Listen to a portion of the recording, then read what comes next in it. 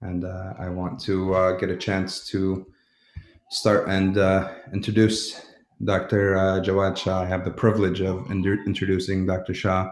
I know he doesn't need an introduction, but we're going to be a little professional about it today.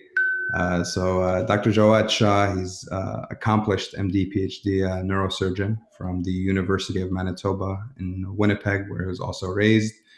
And he completed his subspecialty fellowship training at the University of Arkansas.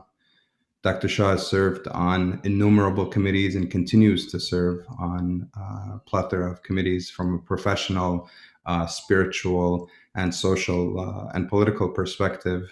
And subhanAllah, it seems like he has more hours in the day than most of us know, especially those of us that are close to him. Most of us call him Ammo Jawad, and I actually, a couple of days at work, somebody overheard me calling him Ammo Jawad, and I said, "You're calling Ammo Jawad? He's the guy that snowboards, and he has a cool car. You're calling him Ammo?" It's like, you have to realize I was 11 when he moved here, and he gave me and a lot of people from my generation advice from a professional aspect and from a life aspect. And I appreciate him. This topic is I can't imagine somebody who is more fitting to give this awesome topic than Ammo Jawad, who's done an amazing job locally. And the only thing I can think of right now off the top of my head is the Broom Center, and interacting with the local community, you realize really how valuable it is. From Jawad, you realize that this is really a sincere and passionate project, because from a personal perspective, there's nothing to be gained except to give back to those that are underserved. So without further ado, I want to let Amma Jawad take over. Alhamdulillah wa salatu wa salam ala Sayyidina Muhammad wa ala alihi wa sahbihi wa sallam. Thank you very much for that very nice introduction, Ibrahim. Ibrahim's very, very close to my heart. Just all these years seeing him. I recall going to camp when Ibrahim was 13 and how he physically lifted Dawood and dropped him to the ground while we were standing in a circle. And now Ibrahim is attending physician, doing his fellowship now. It's pretty impressive, mashallah. What a amazing turn of events, and really the blink of an eye, you know?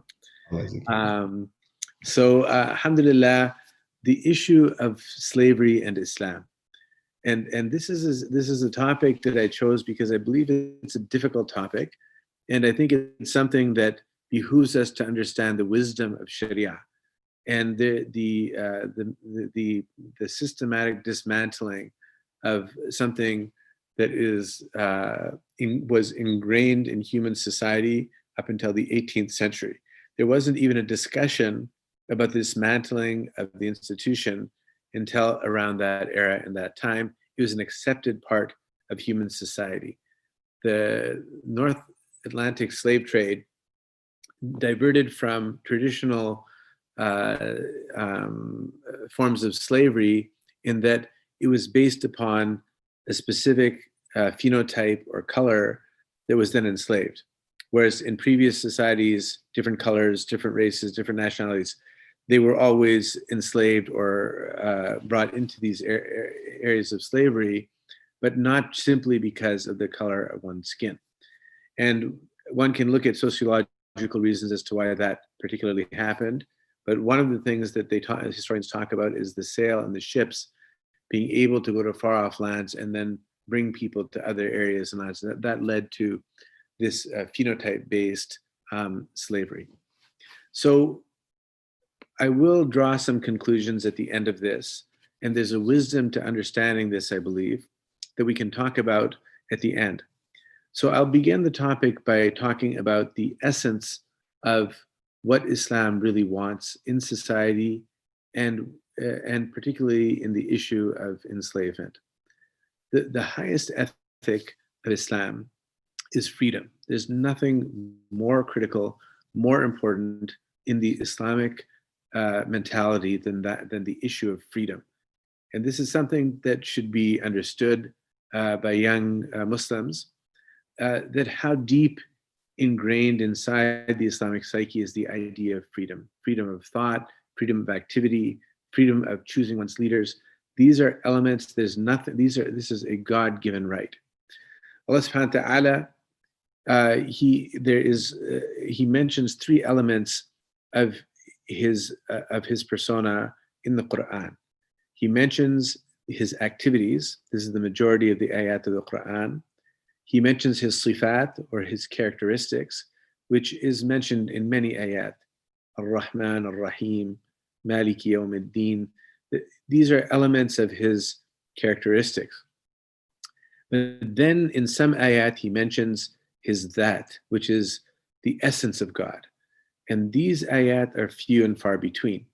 Imam Abu Hamid al-Ghazali, he mentions in a book he wrote after Ihya al-Din, which is referred to as Al-Jawahir al-Quran, the jewels of the Quran, after his major treatise. Now he's moved on in his life, he's elderly, he's thinking about life.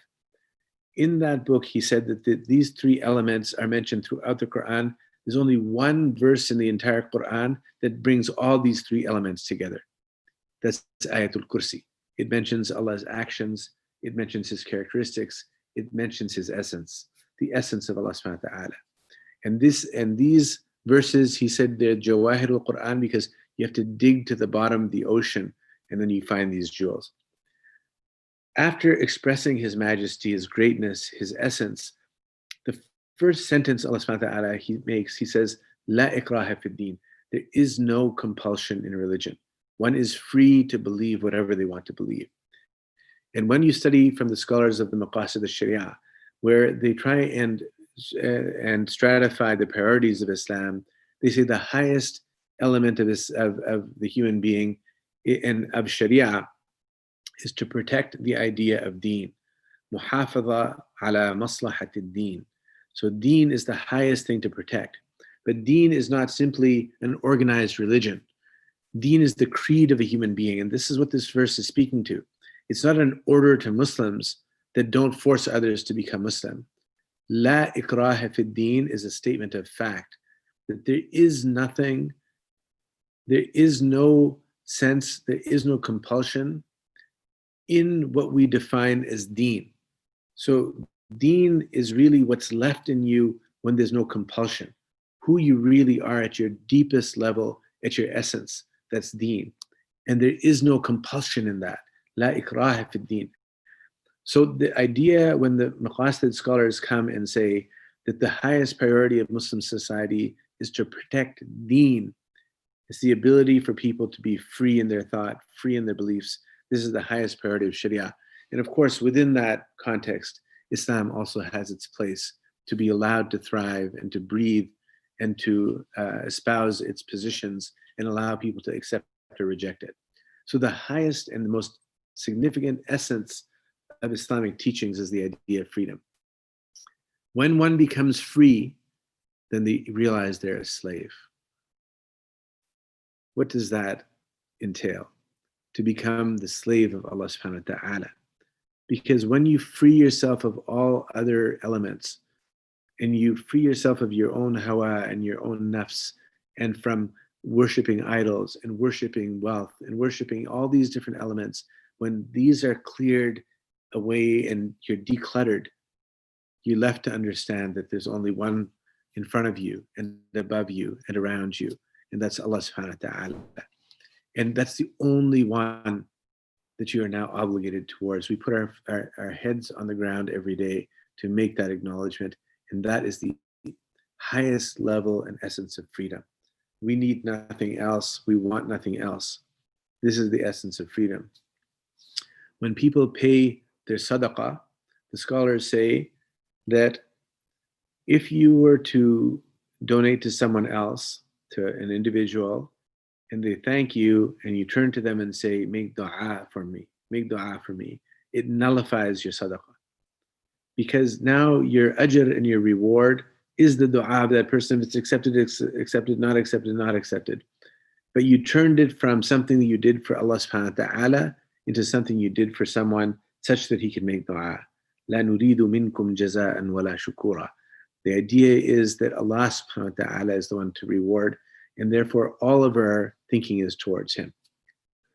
So when we look at the idea of slavery, one has to do it in this context, that Islam desires it prioritizes the idea of freedom. There's no scholar who is not from the Islamic tradition who does a fair reading of Islam that doesn't conclude that the underlying theme in the idea of slavery is emancipation. Islam wants emancipation. It wants people to be free. It wants them out of this physical servitude. And throughout the history of Islam, one can see that this was the focus of the Prophet sallallahu alaihi wasallam. When Rasulullah sallallahu alaihi wasallam, he was confronted with the reality that one of his new converts, Salman al-Farisi,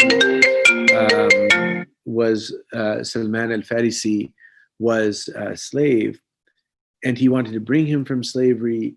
He gathered the Sahaba who gathered wealth and gold and planted trees and did everything the slave master wanted to then bring him out, but didn't take him by force, though they were in control in Medina.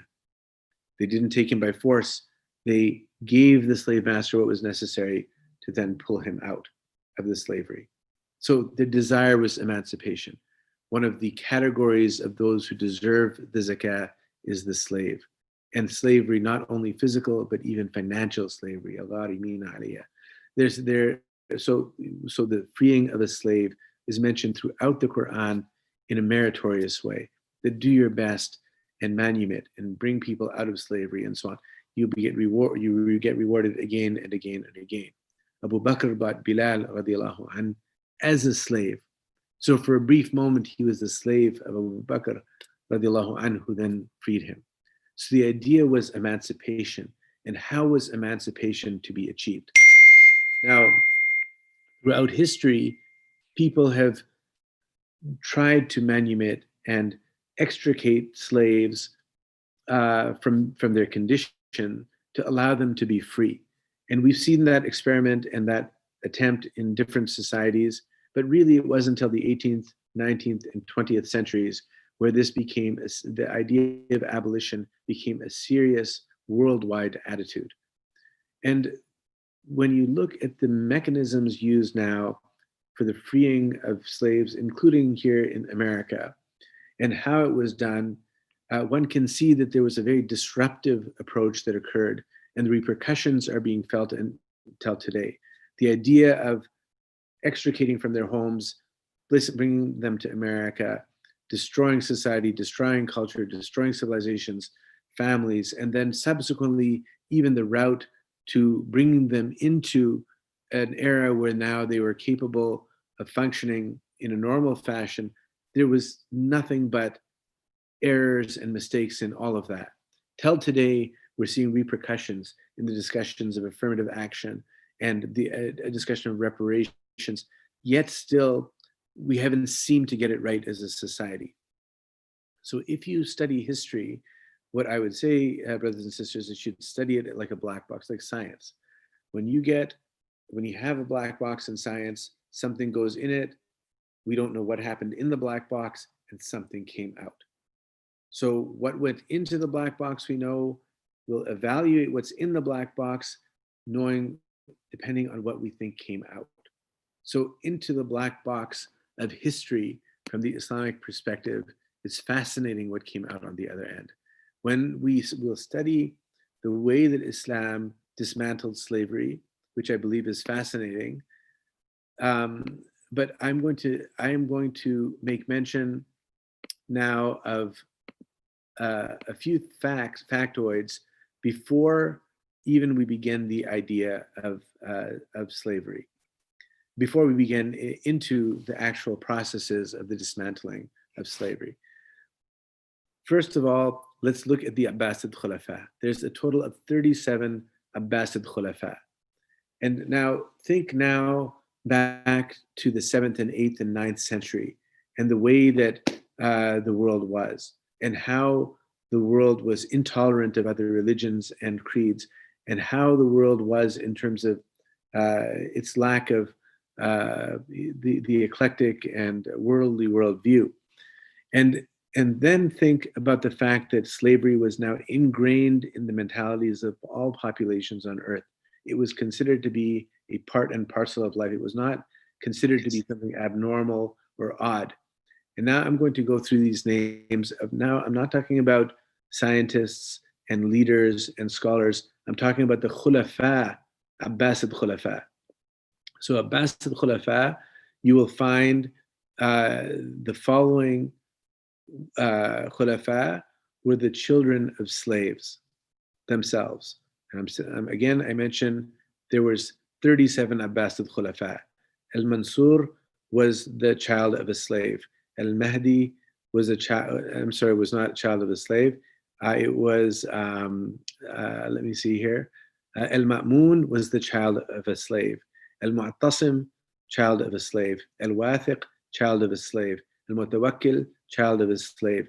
Al-Muntasir, child of a slave. Al-Mu'tasim, child of a slave. Al-Mu'taz, child of a slave. Al-Muhtadi, child of a slave. Al-Mu'tamid, child of a slave. Al-Mu'tadid, child of a slave. Al-Muqtafi, child of a slave.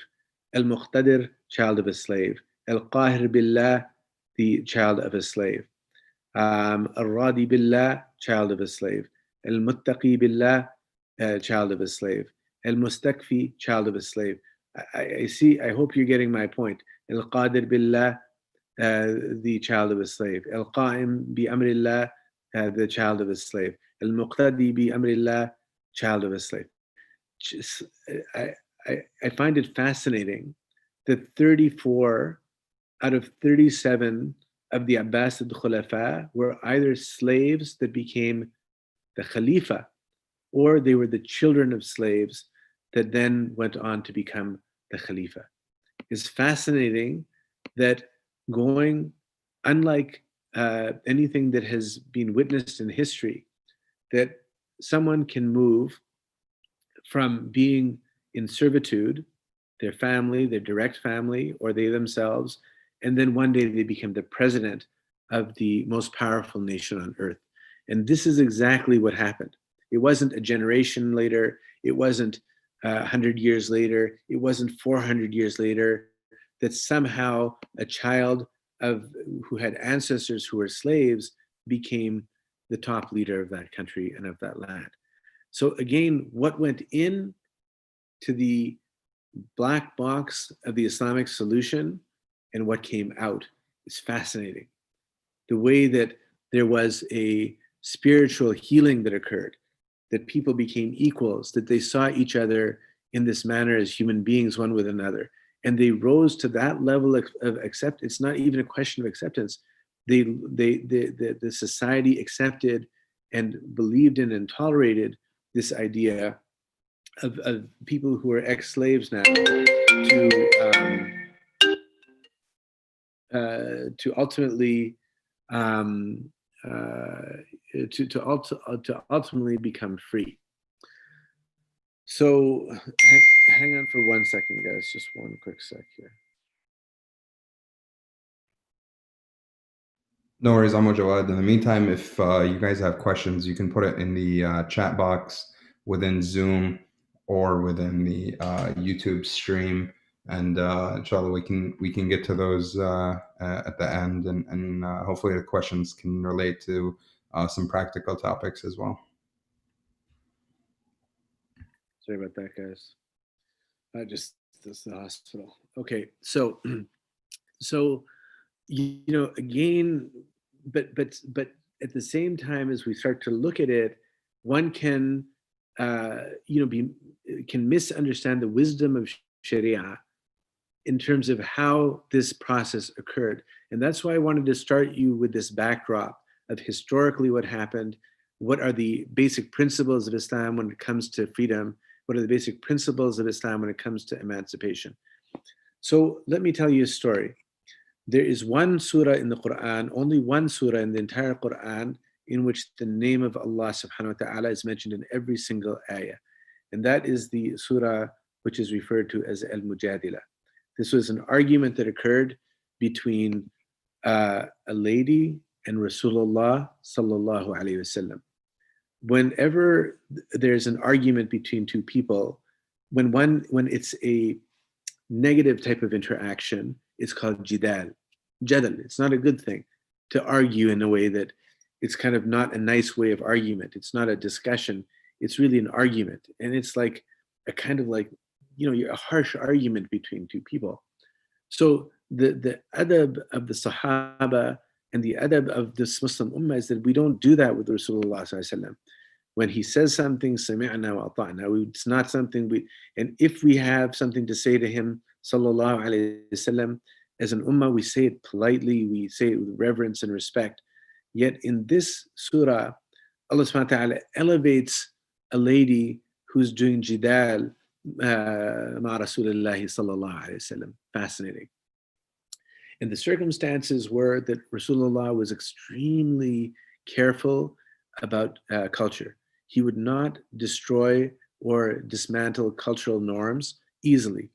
If it was wahi from Allah subhanahu wa ta'ala, for sure, he would bring down the decision and he would dismantle those norms.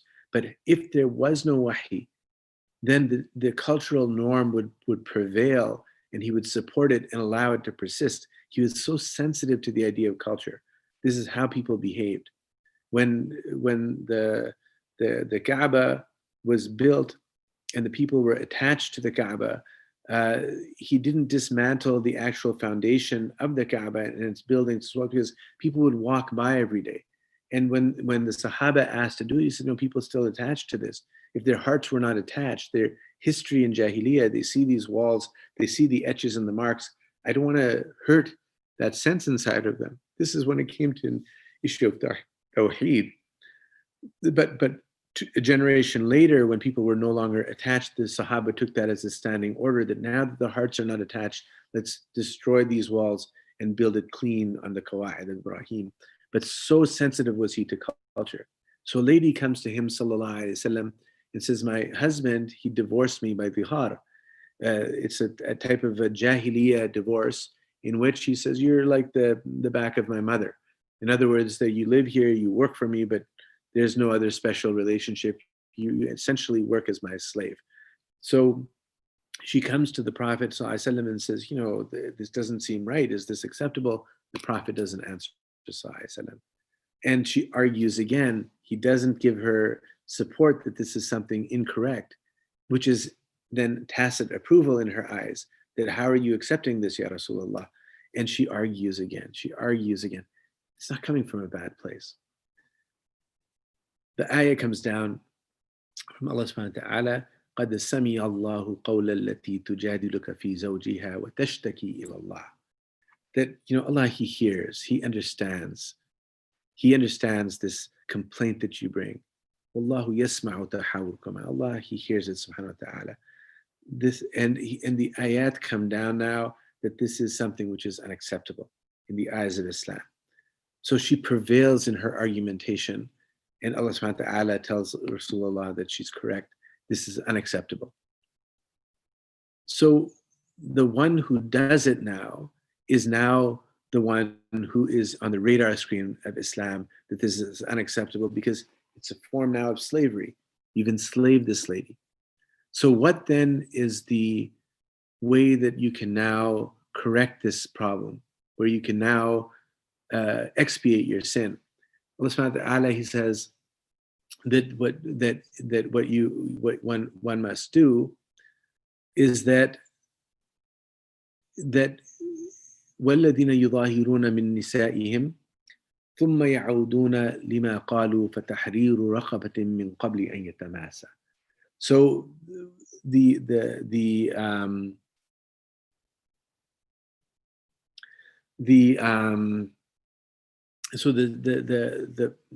solution is that if you are to expiate your sin, that you free a slave. Now you see this throughout the Quran, how freeing of the slaves is something which is considered highly meritorious. The highest thing you can do is manumit or free a slave. Buy a slave, let them out of slavery, and so on. But there are secondary and tertiary possibilities as to how to deal with that element of slavery if you're not at the level that you're going to free a slave. But in this particular ayah, and in this particular problem, the only way you can expiate your sin is that you have to now free a slave. You tried to enslave her, you free a slave. فَتَحْرِيرُ رَقَبَةٍ مِّن قَبْلِ أَن يَتَمَاسَ. You have to free a slave. So what's fascinating then is the verses continue, where Allah says, فَمَنْ لَمْ يَجِدْ فَصِيَامُ شَهْرَيْنِ مُتَتَابِعَيْنِ مِنْ قَبْلِ أَنْ يَتَمَاسَ. But if you don't find one, then you can fast for 60 straight days before you have any relationship with her. And then he says, فَمَنْ لَمْ يَسْتَطِعْ فَإِطْعَامُ سِتِّينَ مِسْكِينًا. And that if you're not able to do that, you feed 60 people. But look at the slight difference in the wording. Allah says, فَمَنْ لَمْ يَجِدْ. If you don't find a slave, then you can fast for 60 straight days. As, and then Allah subhanahu wa ta'ala says, فَمَنْ لَمْ يَسْتَطِعْ. And that if you're not capable of doing that, if you're not able to fast 60 days, you're physically sick, you can't fast for 60 straight days, فَإِطْعَامُ سِتِّينَ مِسْكِينًا. So you can feed 60 poor people. If you don't find, and if you're not able, are the two different words that are used.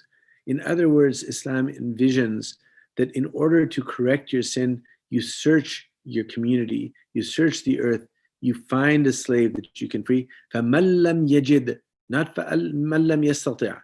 Not that you're not capable. No, if you don't find one, that's how you expiate your sin.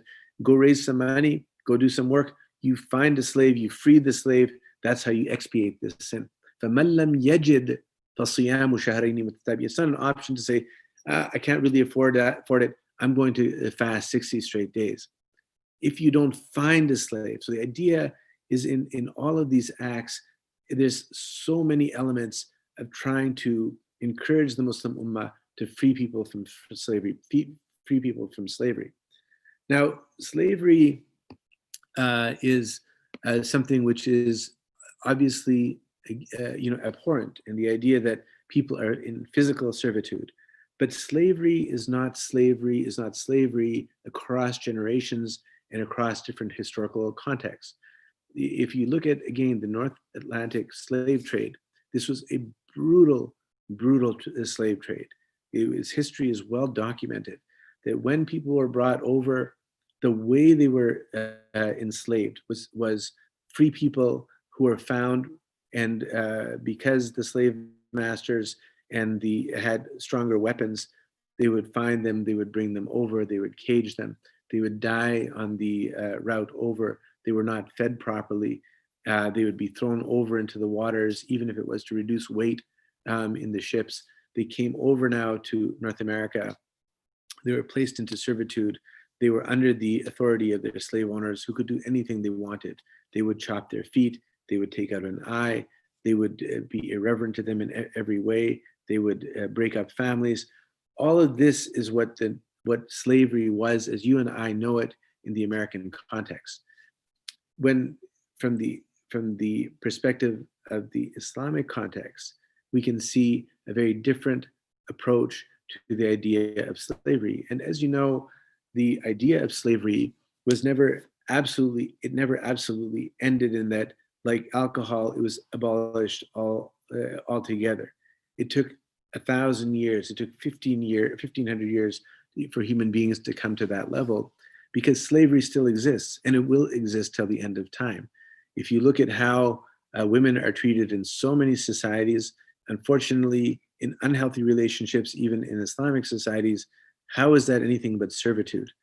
From the physical beatings and altercations to the psychological beatdowns that occur, the demand for things that are essentially given to someone who's in servitude.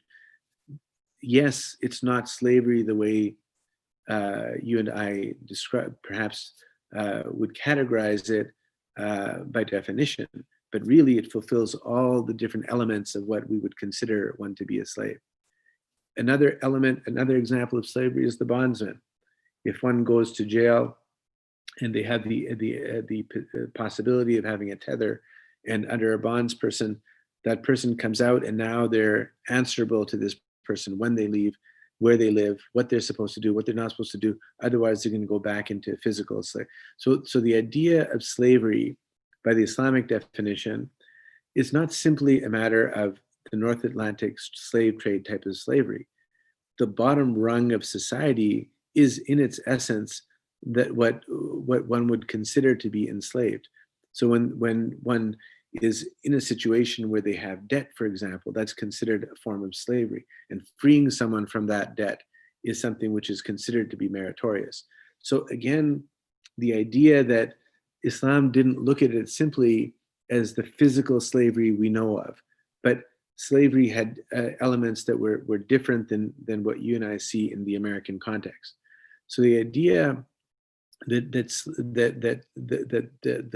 idea of the lowest rung of society and all the pressures that are on them from financial to physical and so on, that always exists.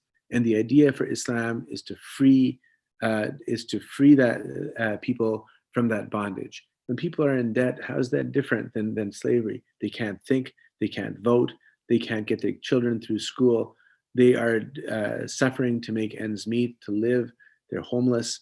So these are things that are putting people into bondage. And that's why even zakah is utilized to free people from these elements, because these are enslaving to people. Islam came to free people, and people put themselves into bondage, whether mental, whether physical, whether spiritual. Islam came to break them out of that. And that's something that will occur till the end of times. But when it comes to physical slavery, where literally somebody owns someone else, Islam acknowledged that this is something which exists. But what was the difference between this and all other societies?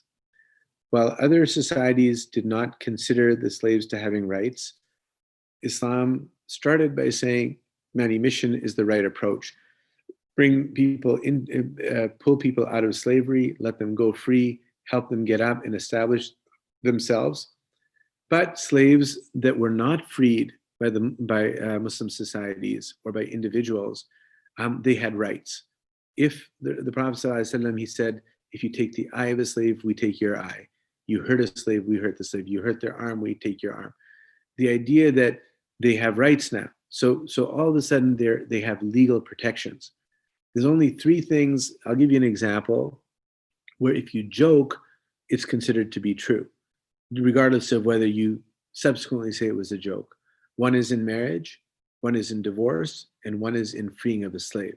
If you jokingly say that you're free, haha, you're free, then you have essentially freed that slave. And there's many precedents in Islamic law where a slave would go to a judge and say he said this, the judge would confirm it was said, and then the person would be left to be free. So the idea of bringing people, so the machinery of dismantling slavery, even in this manner, even with their rights, how did it occur? There was really only three ways that people in the Islamic Ummah through history could come into becoming a physical slave. One would be that they were caught in war. There's a war that's going on. It was the norm of society. And as a part of that booty of war, they're on the battlefield like the Hawazin, who brought their wives and everybody else. Then historically, it was well known that would be acceptable. And therefore, bringing those people into slavery is what, again, Islam permitted. And that was the norms, and that would discourage others from doing it back to the Muslims, though Rasulullah ﷺ, in many of those events, and the Muslim Ummah would return those slaves back to those who fought. Nevertheless, it was considered to be permissible. That is not the majority of what brought slaves into Muslim lands or enslaved people within Muslim lands. That was a very tiny minority of what did it. The majority of what sociologically occurred was that slaves were bought from outside sources and now brought into Muslim lands. And so why would Muslims do that? Why would they be buying slaves? There's a variety of reasons. One is to free them. Sometimes they were provided as gifts. Sometimes they would buy them for their own personal reasons. In the case of men, they would use them for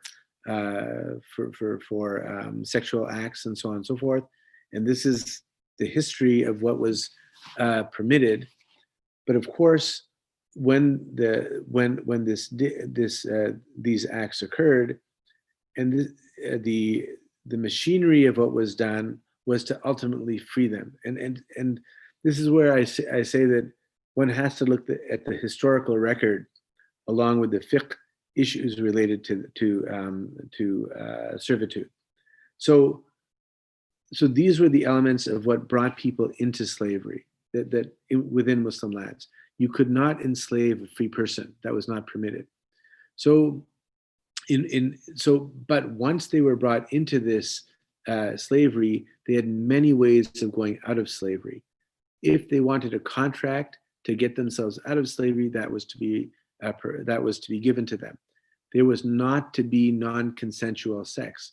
Imam Shafi'i, in talking about it, he said that the whole idea of sex is that it's pleasurable, and if one is forced to do it in a not pleasurable way, then it's not permitted. And many scholars made this idea and this discussion of dirar, that one cannot cause physical or psychological harm. A slave that was not a Muslim, the majority of scholars said one cannot have sexual relationships with them. So if it was not a Muslim slave, they would have to convert before that could happen. Once they converted, they had yet further rights. And if they and among those rights included the idea they couldn't be forced into sexual activity.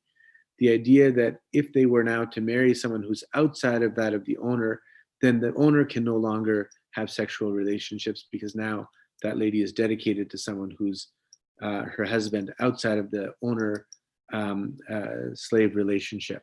So again, you start to see a dismantling of a mentality of someone who is completely at one's service to someone who has rights, who one is brought out from an area of where there are no laws governing their servitude, to where there are laws now and there's rights and so on.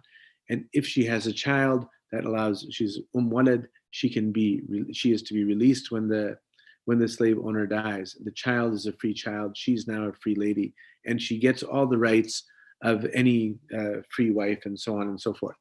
So again, all of these different things led to Muslims slowly pulling people out of slavery. So as a machine, just imagine what was happening, that Muslims were free to buy, free to bring them in. And the idea was not decisively curtailed by Islam, that you can't have this. It's just, you're not allowed to have it. And the sociological wisdom of that was that then it allowed Muslims to believe and to think this was a permitted thing. And it was a permitted thing. And so so people are now brought out from the servitude they were in, with no laws, no regulations, no rights, no future for themselves, no future for their families. And they were brought into something which had great protection for them and nurtured them and allowed them to stand up. And when a child came out of that union and one was under the wing of someone of the proper Islamic spirit, following the rules of Islam, those children were now educated, because in general, wealthy people would have access to this type of servitude. And so now they educated those children who are there, and this is now sociological, not simply a meritorious act. There was a love for that child. And so this was the majority. Of course, you see elements of them not behaving properly, etc. But this was outside of the millah of Islam. But now these young people were educated and brought out, not like what we see happened when they tried to dismantle slavery in America. Instead, there was a nurturing of that newfound freedom. The young children, vast majority that came through this idea were given extremely high education, to the point that some of the leadership roles were only given to people who were the children of slaves. It was to that level of belief that there was something exceptional about these children. And this was pervasive, not as a rule, but society realized that this is likely a very exceptional young person coming out. Not it wasn't shameful. It wasn't something that, oh, you came from that background. But again, I point out the historical record that 34 out of 37 khulafa were either slaves themselves or the children of slaves. Can you imagine that? I mean, 34 out of 37 khulafa. Well, subhanAllah, the dismantling of slavery and how it was done in this coherent and incredibly wise manner. Um, the idea, let me just go quickly because it's such a vast topic. Um, uh, so I don't want to go, this is a topic I think that can span many lectures when we look at the fiqh rules related to this and the wisdom. But again, I'm going to go back to where I started, that if you look at the black box of history and what went in, a society that was intolerant and slaves that were not treated properly. Bilal ibn Rabah, look how he was treated, radiallahu ta'ala an acceptable form in public, humiliated, beaten, and so on. What came out on the other hand when the Islamic approach to emancipation in a real way, applying Islamic law, occurred, playing on the emotions of society, understanding the position of slaves in the sense that they are economically challenged and they need to be nurtured to allow them to stand up in freedom. And the way that this was dismantled as the lowest rung of society, giving it a chance, like how much lower can one be in society than in physical servitude of someone else? There's nothing that one can say is lower than that. But within a single generation, if not that same generation, that they rise to the level that is acceptable for them to be the khulafa of the most powerful nations on earth. SubhanAllah, this shows you the practicality of Islam. It shows you the wisdom of Islam. It shows you historically and historicity-wise how Islam emerged on the other side and how these people emerged on the other side. With the idea now that the Muslims, as they saw this, as they saw the idea that emancipation is what was necessary and needed, that they also joined in the calls for total abolition, whether it be in war. And Islam accepts that and wants that this type of slavery, even with all of its laws, all of its precepts and so on, now the Muslim nations and world nations reached a level that this is an unacceptable practice altogether. And Islam, as a body, as ulama, they accept that this is the position now that we've arrived at, that this is not a tolerable thing. We accept that.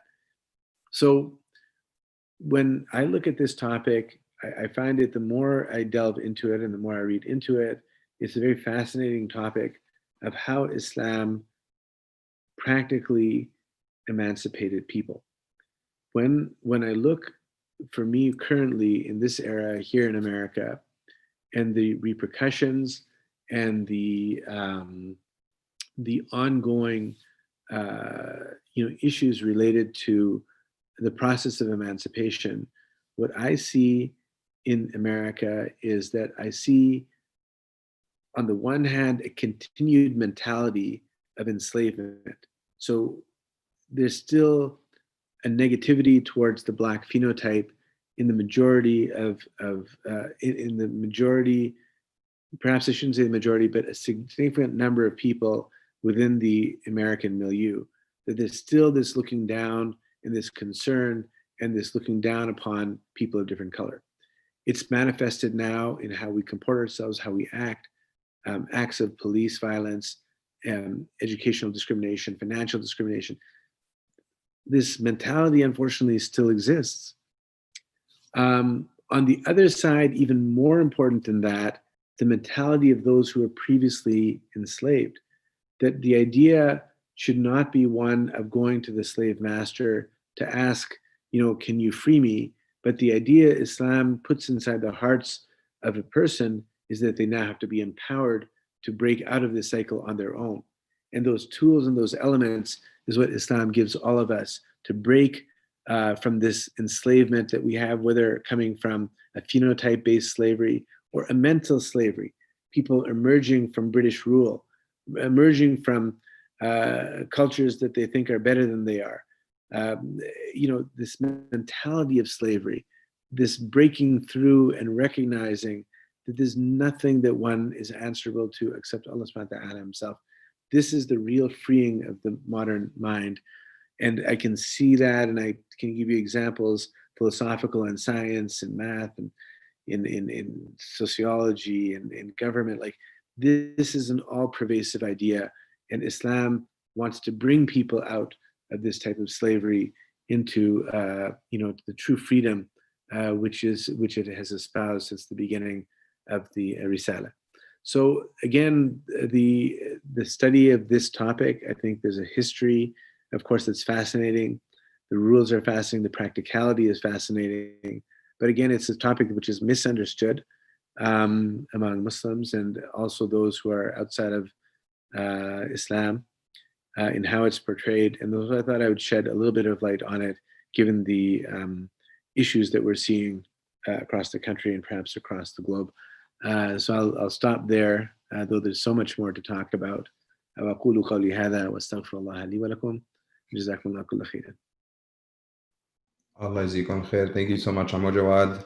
I want to open the floor for questions. I'll kick off questions. Amo Jawad, from a perspective of a lot of the youth, I'm seeing the names here, mashallah, there's youth and there's young professionals that are mashallah active and they're going through their careers and going through the higher levels of academia. What role do we play in leaving this pervasive mentality of enslavement?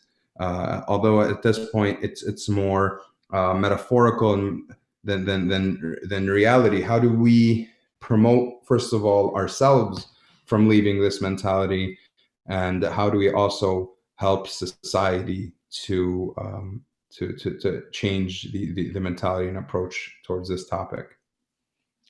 Well, so I would say that one of the critical elements of us as a Muslim community here in America in this day and in this era is to dismantle systemic racism, particularly against the African Americans. The African American experience and history, we cannot sit by and act like it's nothing. We cannot sit by and consider it to be somebody else's problem. We can't sit by and allow one human being to put their entire weight on the neck of another human being and watch them die in broad daylight. It's unacceptable for us as Muslims to believe that it's something that we can tolerate and it's not our problem and that it is someone else's issue. We should be at the forefront. People ask, what can they do? And the question that I would ask is, how are you even asking that question? Someone has their neck on another human being and refuses to take it off while the entire world watches him die from strangulation and cutting of his circulation. And we hear arguments that, oh, he wasn't that good of a guy. He had a criminal record. Unbelievable. We cannot tolerate these discussions. We cannot allow these kinds of ideas to raise their head, because when we're silent, that's when crazies can fill the void and they can say and do whatever they want. So we cannot be people who sit back and watch history proceed and we have nothing to do with it. Isn't it enough what the African American Black experience has been in America to this day and to this age? Isn't it enough what they've suffered? So for me, practically speaking, outside of the fiqh and the rules and the ayat and so on, we cannot sit back and watch this injustice continue and continue and continue. And it should not be the history of this generation, your generation, that when you leave this earth, that any element of this should continue to exist, in this country, in this hemisphere, in this world. We're beyond that. The color of one's skin should have nothing to do with who one is. The amount of melanin I have in my skin is the only thing that differentiates me. You peel away my skin and do an MRI and so on, it'll be difficult to tell who's of what nationality and race and so on. So that's one practical thing that I think has to happen. We have to understand the mentality and the history of slavery and be people who now dismantle it. The second thing I'll tell you, Islam's approach to dismantling it is not to go and change the mentality of the slave master. Yes, for Muslims, we can't have that attitude. We can't make these off-color jokes in the back, behind closed doors among our friends, using racist slurs and so on. Unacceptable. Unless it's your own race. You can make, I'm Desi, I can probably make jokes about Desis. That's probably pretty reasonable. But in general, we can't be doing that. So, but but I don't believe going to slave masters and people with slave mentality and correcting their behavior and their thoughts. That's not really our program. Yeah, we'll argue with them. We will shut them down. We'll try and explain to them lovingly, this isn't the right thing. All of that should be happening. If they get it, alhamdulillah, they got it. That's good for them. On the other hand, there's something more important that has to happen on this side, which is that those people who have been now downtrodden, that we now have to help empower them such that they're not affected despite the negativities, despite the deck being stacked against them. Provide the tools, psychological, spiritual, physical tools, that they're not affected by all of this. وَنُرِيدُ أَن نَمُنَّ عَلَى الَّذِينَ اسْتُضْعِفُوا فِي الْأَرْضِ وَنَجْعَلَهُمْ أَئِمَّةً ونجعلهم الوارثين ونمكن لهم في الأرض ونري فرعون وهامان وجنودهما ما كانوا يحذرون.